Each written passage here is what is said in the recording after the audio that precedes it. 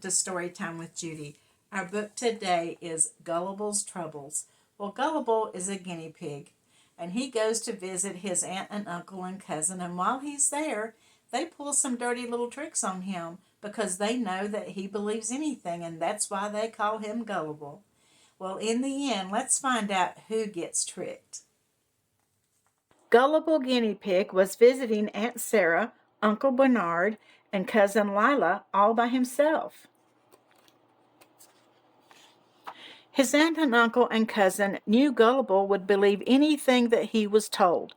"You know there are monsters all over this house, Gullible, and in the garden too," said Cousin Lila. "Little guinea pigs are their favorite thing to eat." Gullible didn't like this idea one bit. He went to see if Aunt Sarah needed any help. She was baking a cake.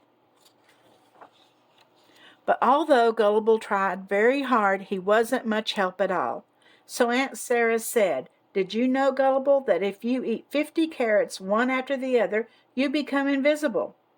Gullible thought that sounded like great fun. Aunt Sarah gave him a big basket of carrots that were getting moldy and told him to go and eat them in the front room. Gullible ate and ate and ate until he'd eaten all 50 carrots.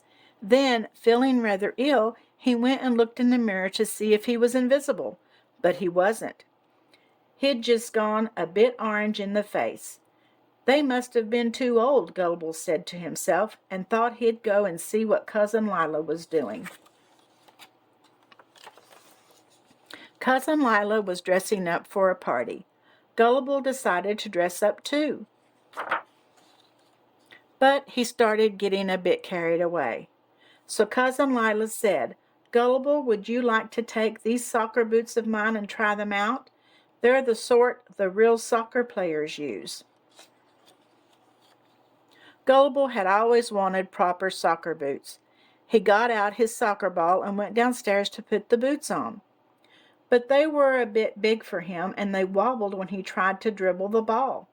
Gullible decided he'd just get used to walking in them now, and went to see what Uncle Bernard was doing. Uncle Bernard was very busy, so Gullible thought he would help by tidying up his papers for him. Uncle Bernard said, "If you really want to help, Gullible, you could wash these dirty pieces of coal for me, so I can light the fire." Gullible felt very useful as he carried the coal into the pantry and started scrubbing it with a scrubbing brush. But the coal never seemed to get any cleaner. It just got smaller and smaller until there wasn't any left.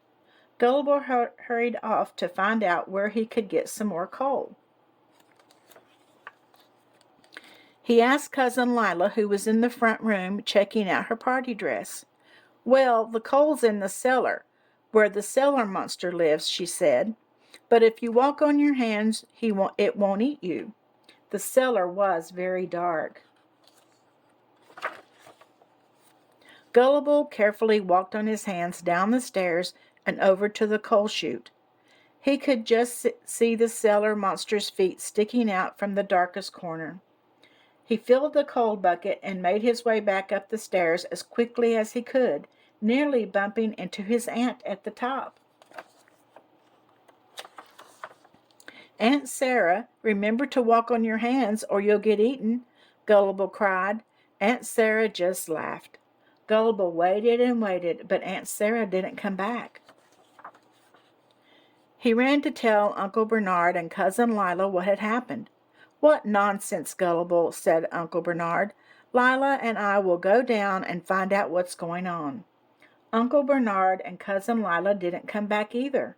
But there was something coming up the cellar stairs. Something with very large, heavy feet. Gullible thought that this would be a good time to go, but there were those monsters in the garden to get past. So he ran into the kitchen, quickly ate 50 non-moldy carrots, found his soccer ball, and put on his new soccer boots. "Hey, Gullible, come back. We were just kidding." "Yes, silly, of course. There aren't any monsters in the cellar." "Mama, Papa, look!" and ran home. Well, I don't think that uh, his cousins or his cousin or his aunt and uncle was very good to him. Do you? They kind of played dirty tricks on him, didn't he? Because they thought he was gullible. Do you know what gullible means? That means that you just fall for anything and believe anything. And we don't want to do that, huh? I hope you enjoyed this story, and I'll see you again tomorrow. And don't forget to like and subscribe.